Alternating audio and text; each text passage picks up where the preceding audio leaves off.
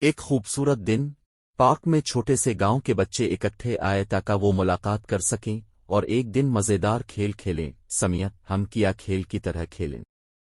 عمران، میں کھودائی پسند کرتا ہوں۔ عائشہ، میں جھولوں پر سوار ہونا پسند کرتی ہوں۔ بلال، اور میں پارک کے مخصوص کھیلوں کی طرف دیکھتا ہوں۔ تو بچوں نے اپنے منتخب کھیلوں کی طرف رخ کیا۔ سمیہ اور عائشہ جھولوں پر چڑھ گئیں، جبکہ عمران اور بلال پارک کے کھیلوں کی طرف رخ کیا۔ عمران، چلو، میں پہلا ہوں۔ ہم تو ان کے ارد گرد کھودائی کھیلیں۔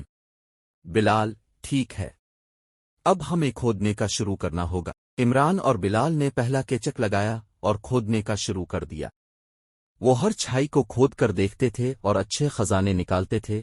سمیہ اور عائشہ جھولوں پر مسکراتی ہوئی سوار ہو گئیں اور زندگی کی چھاؤں میں لطف اندوز ہو رہی تھیں۔ کچھ دیر بعد سمیہ نے جھول سے اڑ کر کہا، یہ تو بہت مزیدار تھا، اب کوئی اور کھیل کھیلتے ہیں۔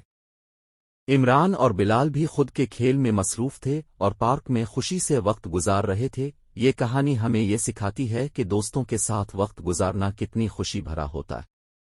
پارک میں کھیلنے سے ہم طبیعت کے قریب ہوتے ہیں اور دوستوں کے ساتھ اوقات گزرتی ہیں۔